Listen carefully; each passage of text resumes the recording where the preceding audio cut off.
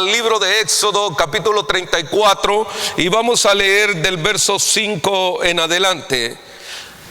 Éxodo capítulo 34, del verso 5 en adelante, dice a la letra así la santa palabra de Dios.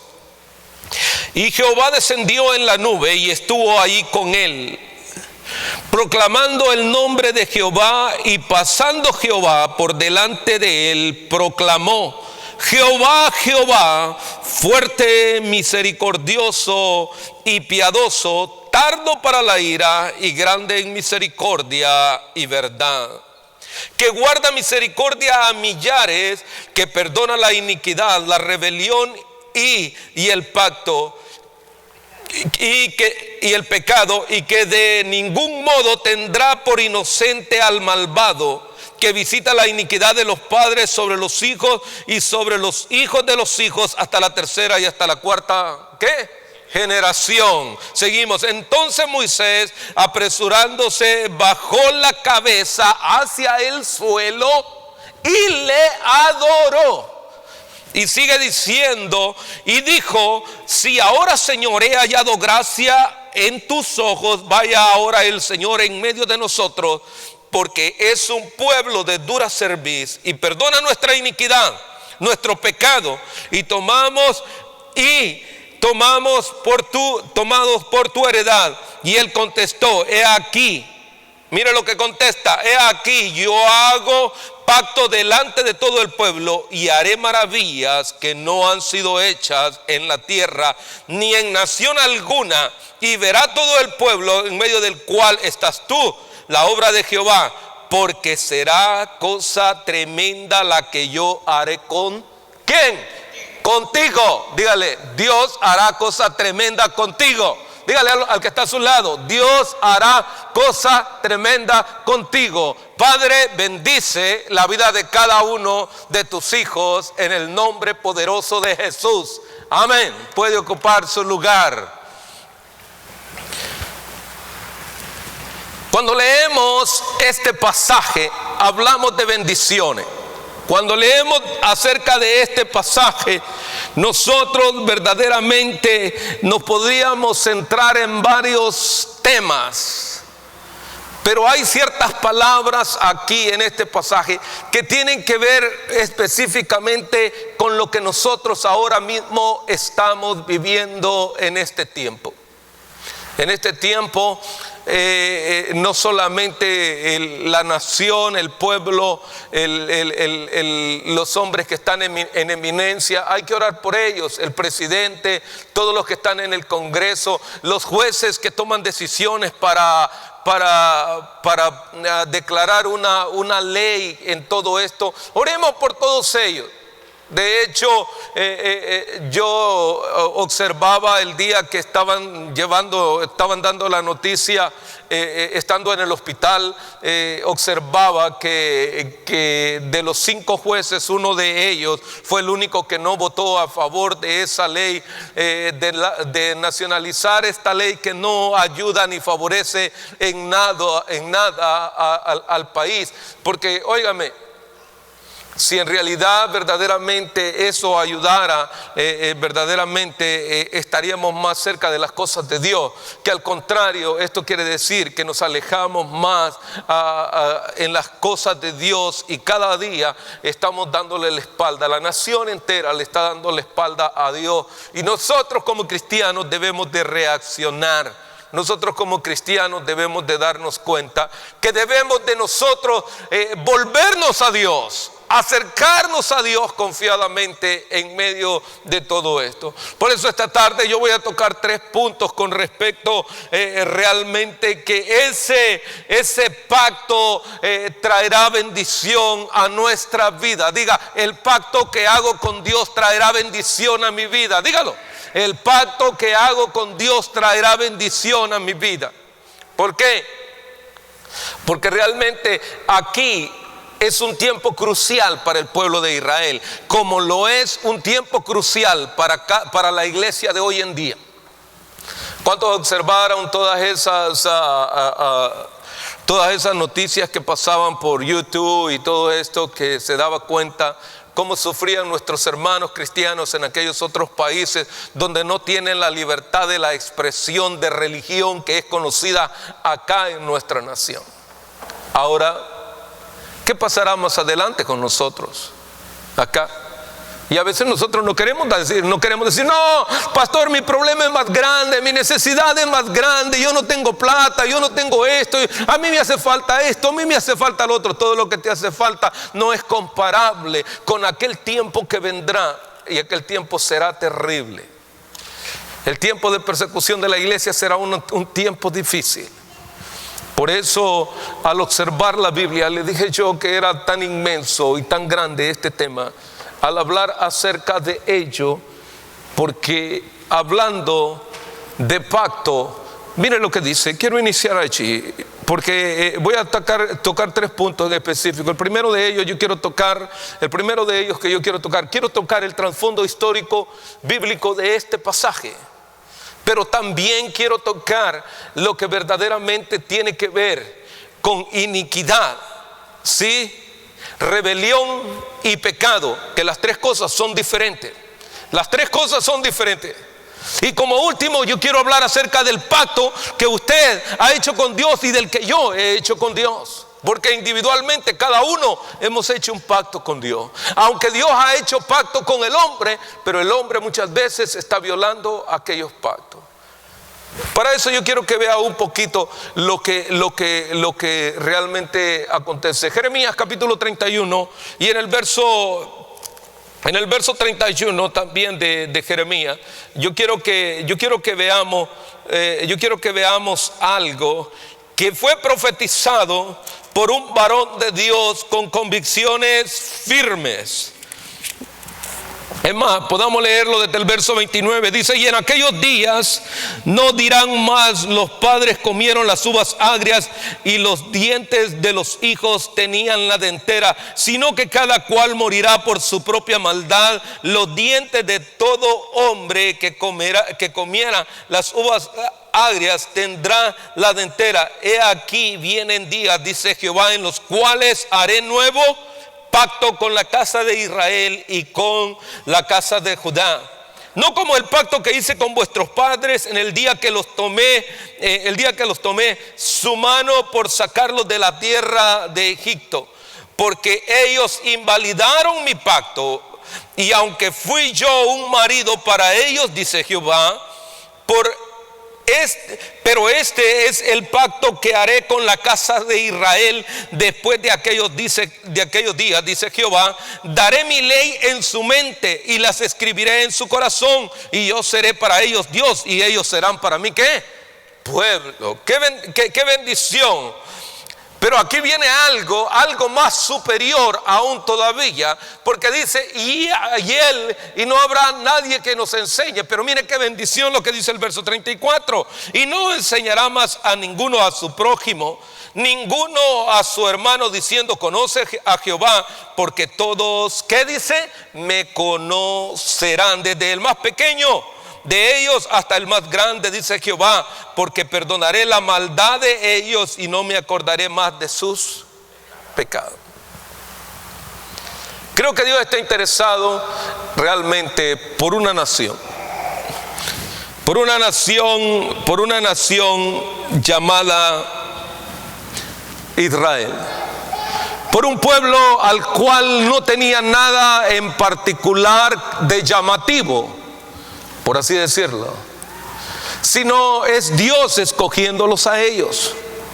Y cuando nosotros vemos a través de la historia bíblica, nosotros nos damos cuenta que Dios hace un pacto con un hombre llamado Abraham, el padre de la fe. Y tener fe muchas veces implica obediencia, porque la fe se complementa con la obediencia. Y este hombre, cuando nosotros escuchamos la voz de Dios, debemos de ser, lo primero que debemos de aprender a hacer es ¿a qué? A ser obediente. Y enseguida nosotros vemos cómo aparece su hijo, que es el hijo de la gracia, o aquel que es de la bendición. Cuando todas las cosas son tremendas y parece que no hay esperanza, Dios hace cosas donde no hay, y nace Isaac, ¿sí?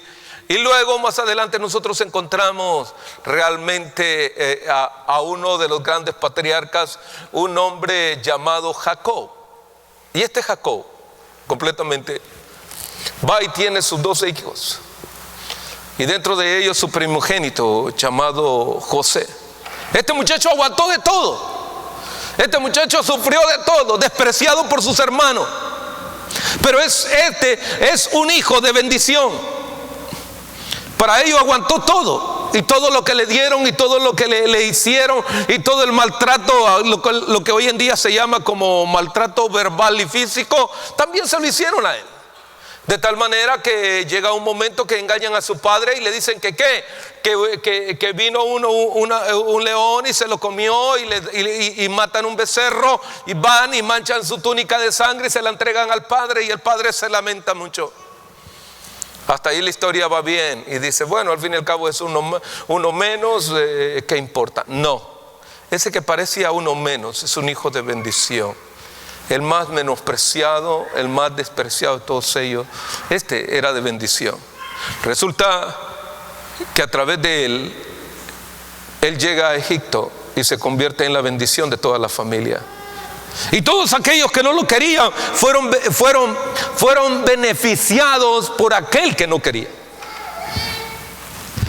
Y cuando se dan cuenta que todos están siendo bendecidos, pero el tiempo tiene que pasar y no se puede detener. Y cuenta la historia que José envejeció y murió. Y el faraón ya no era el mismo. Ya había llegado otro al poder de Egipto.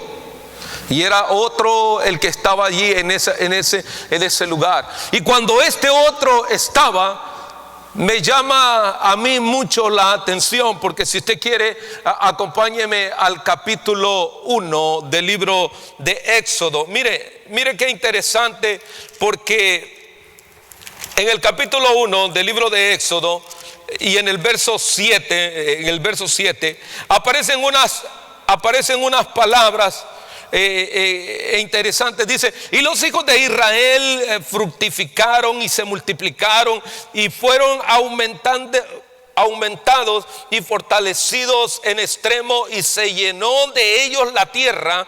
Entre tanto se levantó sobre Egipto un nuevo rey que no conocía a José, y dijo a su pueblo: he aquí, el pueblo de los hijos de Israel es mayor y más fuerte que nosotros. Ahora pues seamos sabios para con él, porque no se multiplique y acontezca que viniendo guerra, él también se una a nuestros enemigos y pelee contra nosotros y se vaya de la tierra. O sea que estos tenían un problema. El pueblo de Israel ya se estaba multiplicando. Pero, oiga, y dice, y en gran manera grande y fuerte. ¿Sí? Diga conmigo, grande y fuerte. Pero dice la historia, hay dos relatos en la Biblia. Hay dos relatos en la Biblia donde hay dos periodos de cautiverio de aproximadamente 400 años. Aquí se va a realizar el primero. Porque ahora ellos están cumpliendo 400 años allí, porque desde la muerte de José hasta el llamamiento de Moisés ocurren 400 años. Lo mismo ocurre en el Nuevo Testamento, cuando nosotros damos cuenta que desde Malaquías hasta Mateo hay 400 años de silencio. Eso se llama el tiempo de la oscuridad, el tiempo donde no había esperanza para el hombre, hasta que vino el Mesías prometido. ¿Para qué? Para redimir a aquel pueblo de su pecado. Ahora aquí hay una diferencia, es que el pueblo se ha perdido, y por la perdición del pueblo ha llegado a ser esclavo. Pero qué tremendo. Cuando yo observo todo eso, y dice, pero cuando llegaron a Egipto, Llegaron como cuando nosotros llegamos a los Estados Unidos, ¿no? A ver todo, porque algunos de nosotros cuando llegamos acá a los pocos meses o a los pocos años se nos olvida de dónde venimos, ¿no? Porque algunos nos atrevemos a decir, I'm sorry, but I don't speak Spanish. ¿No? Seguro, claro que sí, no te preocupes.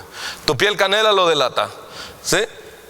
Y a veces nosotros creemos que ya nosotros somos completamente de una nación donde la mayoría son blancos. Ahora, pero cuando ellos llegaron allí, llegaron como ellos y veían ahí todo aquello así, y esto es Egipto. Y quedaban sorprendidos de las costumbres. Cuando nosotros llegamos acá, por eso es que yo siempre digo, cuando un cristiano de los nuestros, cuando yo digo de los nuestros, digo hispano, viene de nuestros países, hay que cuidarlo. Hay que cuidarlo mucho, porque cuando ellos se convirtieron allá en nuestros países, ellos cuando vienen acá, ellos se deslumbran y en lo primero que caen es en el pecado. Mas sin embargo, lo que hemos recibido a Cristo aquí en esta nación, por misericordia, ¿sí? ¿Sí? Por misericordia que hemos sido salvos acá, completamente decimos nosotros, yo no he sido enseñado al estilo Latinoamérica, yo conozco a Cristo al estilo americano. Y entonces como nosotros vivimos acá, ya no nos deslumbra la cuestión para irnos al pecado. Sin embargo, hay algunos que regresan atrás, no, pero eso ya ese es otro problema. Pero más sin embargo, cuando nosotros venimos y nos damos cuenta que ellos van entrando ahí, se deslumbran y empiezan a contaminarse y empiezan a tener que juntarse con todas aquellas cosas, aunque ellos sabían que su padre era el nieto de Abraham, de aquel que había hablado del Dios no conocido, de aquel que tenía aquella imagen verdadera que él muchas veces había dicho, y no te harás imagen de otro Dios, porque yo soy el que te habla.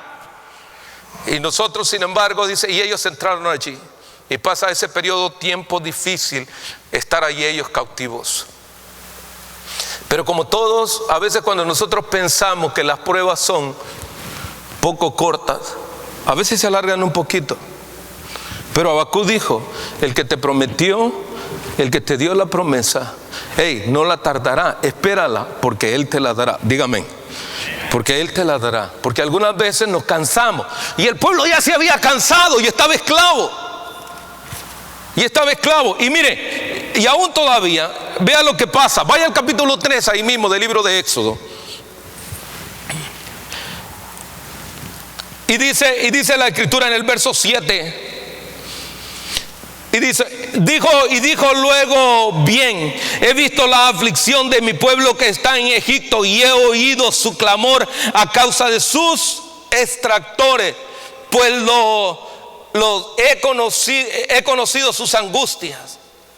Y he descendido para librarlos de la mano de los egipcios, para sacarlos de aquella tierra a una tierra buena y ancha, a tierra que fluye leche y miel, a los lugares del cananeo, del eteo, del amorreo, del fereceo, del heveo y del jebuseo. Pero vamos a dejar de las tierras que él iba a tomar. Pero aquí hay una palabra que me llama la atención. Hay una palabra que se llama clamor. Y dice, y ellos levantaron, ¿qué dice? Un clamor. Ahora, pero permítame decirle algo, no todos levantaron un clamor. Era un pequeño remanente que estando en esclavitud levantó el clamor. Yo vengo de una tierra donde hubo muchos conflictos. Yo vengo de una tierra donde no solamente sacudían los temblores, sino de una tierra donde también habían guerras, donde también había todo eso. Pero la misericordia de Dios siempre ha estado allí. La misericordia siempre ha dado fuerza a este pueblo para levantarse, para seguir adelante. Pero ahora yo pregunto, pero sin embargo hay algunos que no hacen nada, hay algunos que se conforman con la situación y el estilo de esa vida. No, de hecho me recordaba de aquella anécdota que muchos cuentan. Dice, yo soy bien malo para cantarla esa, pero de aquella que cuentan acerca de que cuando ponen una rana, un sapo en un recipiente y se va a comer, llena de agua, y él se va acomodando según la temperatura. de tal manera que resiste tanto. Bueno, hay algunos que también se acomodan según las temperaturas. Ahora, ¿y esto por qué? Porque la palabra clamor que aparece ahí significa levantar la voz. Cuando nosotros hablamos de levantar la voz, muchas veces hay muchos países donde la gente levanta su voz para declarar algún derecho, ¿sí? Nosotros lo llamamos protestas. Y ahora mismo, si usted se da cuenta, en el Capitolio hay gente que permanece ahí sentada con pancarta para que escuchen ¿qué? Su clamor, ¿sí? Y ese clamor que ellos tienen es a causa de alguna necesidad. Ahora yo pregunto, ¿cuál es nuestra necesidad hoy en día para que nosotros levantemos un clamor? ¿Cuál es tu clamor en este día? ¿O cuál es de lo que a ti te aqueja para que puedas levantar tu voz delante de tu Creador? Porque algunas veces no queremos levantar nuestra voz. Sí, hay momentos que hay que guardar silencio, pero hay momentos que nosotros debemos de clamar a Dios. Si aún la tierra misma gime con gemidos indecibles y habla por sí sola al que la creó, ahora cuánto no más nosotros que somos creación y somos hijos de Dios. Ahora, ¿por qué usted me dirá, pastor, cómo la tierra lo hace? A cada rato está inconforme con la humanidad. Mire los temblores. Viene, tiembla, no dice, hey, ya me cansé de que sigan excavando, sigan poniendo, sigan haciendo experimentos. Ustedes están sacando todos los líquidos preciosos que están en la tierra. Y entonces, cuando está todo esto allí haciendo daño a la tierra, aparece un nuevo volcán. Y la misma tierra tiene que explotar. ¡Fum! Dice, hizo erupción tal volcán. Sí, es la tierra que empieza a hablar acerca de lo que la mano del hombre está haciendo. Ahora, ¿qué es lo que está haciendo nuestro mundo como para que nosotros no levantemos un clamor delante de Dios? O simplemente estamos callados. No te quedes pacífico. Si no, por lo menos escapa por tu propia vida. Algo tienes que hacer, porque el tiempo de la venida del Señor está aún ahora más cerca que nunca. Sí, ellos clamaron. ¿Y ellos clamaron por qué? Por liberación, dice el verso 7. Ellos querían ¿qué? Ser libertados. Ahora, ¿cuál es la petición suya esta tarde? ¿Cuál es la necesidad? Mire, pastor, yo no tengo nada. Mire, yo tengo billete, estoy bien. Mi familia, no tengo ningún problema con mi familia. Mire, pastor, se lo diría en una frase: todo está caminando sobre ruedas. Ten cuidado, no se te vaya a ponchar una llanta. Porque cuando se te ponche una llanta, entonces vendrá el llorar. Y entonces verás que hay necesidad de estar cerca de aquel que nos llamó. Hace algunos días atrás, uno de los hermanos me llama, me dice: pastor, ¿quién es el que le toca predicar en la próxima semana?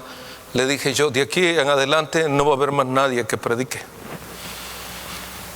Le dije, y me dice: ok, pastor, está bien. No me preguntó por qué, ni me cuestionó, simplemente me dijo: está bien, pastor.